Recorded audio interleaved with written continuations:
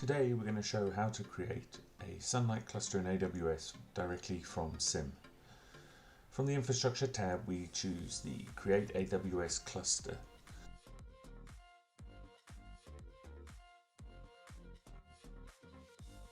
At this point we will select an execution provider and a general provider. The execution provider is pre-created on the SIM and holds all the credentials needed to execute tasks in AWS, and the general provider is the storage bucket with an NFS or S3 where we're going to store our templates, backups and snapshots.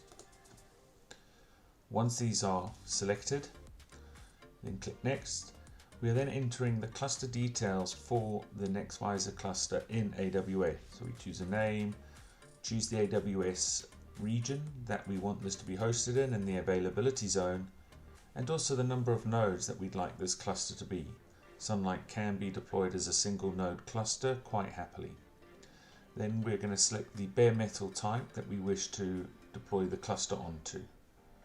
Once this has happened, we go back into the SIM page and you can see the cluster configuration details are all there.